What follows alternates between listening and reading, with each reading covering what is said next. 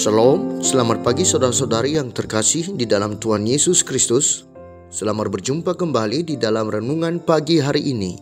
Sebelum kita membaca dan merenungkan firman Tuhan, marilah kita bersama-sama mempersiapkan hati dan pikiran kita dan memohon tuntunan Roh Kudus. Mari kita berdoa. Betapa kami bersyukur ya Bapa, hari ini kami masih diberikan kesempatan untuk menerima nafas kehidupan baru daripada-Mu. Sungguh besar kasih-Mu kepada kami umat-Mu yang penuh kekurangan dan dosa ini. Kami mohon ampunan atas kesalahan yang telah kami perbuat. Kami mohon kekuatan daripada-Mu ya Bapa. Untuk itu kami akan membekali hari ini dengan membaca sebagian dari firman-Mu yang adalah terang bagi jalan kami, agar kami tidak tersesat. Tuntunlah kami ya Roh Kudus, di dalam nama Tuhan Yesus Kristus kami berdoa. Amin.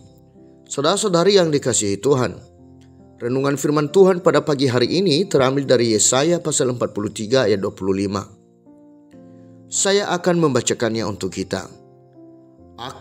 Akulah dia yang menghapus dosa pemberontakanmu, oleh karena aku sendiri dan aku tidak mengingat-ingat dosamu.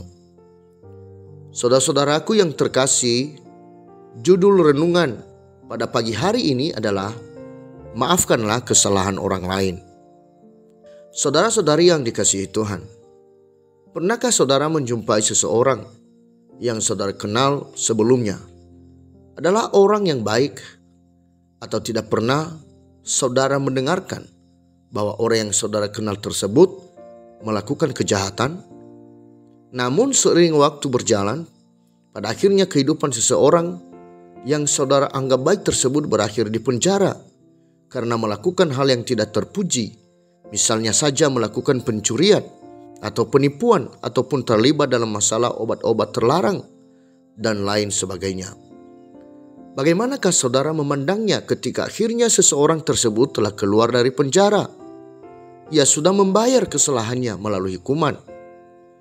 Saudara-saudari yang dikasihi Tuhan, suatu ketika ada seorang anak yang berlari mendapatkan orang tuanya dan berteriak menyampaikan kepada ibunya, "Ibu, ternyata tetangga kita yang baru itu adalah seorang ayah yang barusan saja keluar dari penjara dan dia saat ini bekerja di toko di ujung jalan itu. Bagaimana ibu? Apakah kita harus memasang sesuatu di pagar rumah kita dan harus mencari toko langganan baru? Kita harus lebih waspada karena saya dengar ia adalah seorang mantan pencuri. Bisa saja ia dan anaknya mempunyai kebiasaan yang sama dan masih mau mencuri." Si ibu pun dengan pelan bertanya kepada anaknya, "Nak, apakah abangmu masih meminjamkanmu mainannya setelah kamu memecahkan mainan kesayangannya beberapa waktu yang lalu?" "Ya, tentu saja. Saya kan sudah membayar sejumlah uang menggunakan tabungan saya untuk mengganti mainan abang itu," jawab si anak. Ibu pun kembali bertanya, "Apakah kamu akan kecewa jika abangmu tetap tidak mau meminjamkan mainannya walaupun kamu telah membayar untuk mainan yang sudah kamu pecahkan?" "Oh, tentu saja saya akan kecewa dan marah, karena itu namanya tidak adil. Tidak bisa tetap memegang kesalahan untuk selama-lamanya. Sekali lagi bahwa saya sudah membayarnya," dengan tegas si anak menjawab ibunya. Dengan tersenyum, ibu pun berkata, "Benar nak, demikian juga sungguh tidak adil bagi tetangga kita bila kita memegang kesalahannya. Kita tidak mau berteman dan takut padanya. Ia sudah membayarnya selama di penjara dan pemilik toko mempekerjakannya karena orang itu sudah memperlihatkan betapa menyesalnya dia." Saudara-saudari yang dikasihi Tuhan, sebagaimana dikatakan Pengkhotbah pasal 3 ayat 8, ada waktu untuk mengasihi, ada waktu untuk membenci, ada waktu untuk perang, ada waktu untuk damai. Sungguh tidak adil bagi kita dan juga kepada orang lain yang menyimpan kesalahan sehingga selamanya kita bermusuhan. Setiap kita adalah manusia yang berdosa, yang tidak luput dari melakukan kesalahan. Kita harus menyadari dan mengakuinya di hadapan Allah untuk segera melakukan pertobatan.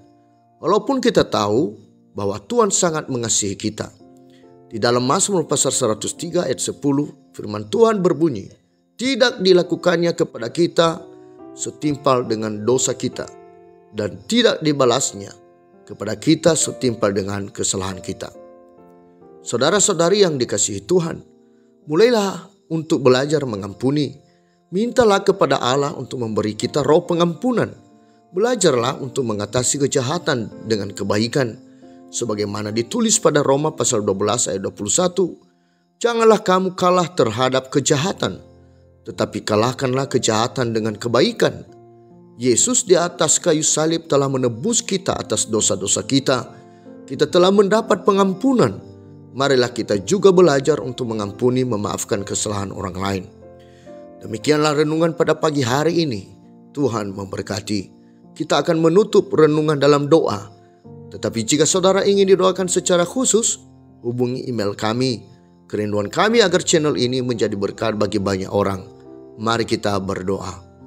Allah Bapa kami yang di surga, terima kasih untuk firman-Mu pagi hari ini yang mengajarkan kami untuk bisa mengampuni, memaafkan orang yang bersalah kepada kami. Engkau yang sudah begitu baik telah memberikan anak-Mu yang tunggal untuk menanggung dosa-dosa atas kesalahan kami.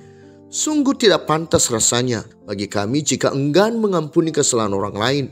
Bahkan bila terbesit di pikiran kami untuk melakukan pembalasan atau melakukan yang jahat bagi orang lain.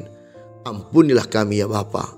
Kami juga memohon kehadiran roh pengampunan di hati kami untuk mengasihi orang lain yang pernah melakukan kesalahan, agar ada kelegaan di hati kami yang kami terima daripada-Mu. Bapa, kami serahkan seluruh hidup kami di dalam tangan pengasihan-Mu, juga hidup seluruh saudara-saudari kami, orang tua kami, anak-anak kami, seluruh umat Tuhan. Biarlah damai-Mu ada di antara kami. Inilah doa kami kepada-Mu ya Bapa, doa yang kami panjatkan hanya di dalam nama Tuhan kami Yesus Kristus, Juru Selamat dunia. Amin. Saudara-saudari, mulailah harimu. Kiranya kasih dan anugerah Tuhan senantiasa melimpah di dalam kehidupanmu. Muliakanlah Tuhan di dalam setiap aktivitasmu, dan jadilah saksi hidup bagi firman-Nya. Roh Kudus menyertai kita semua. Sampai berjumpa kembali di renungan berikutnya. Tuhan Yesus memberkati.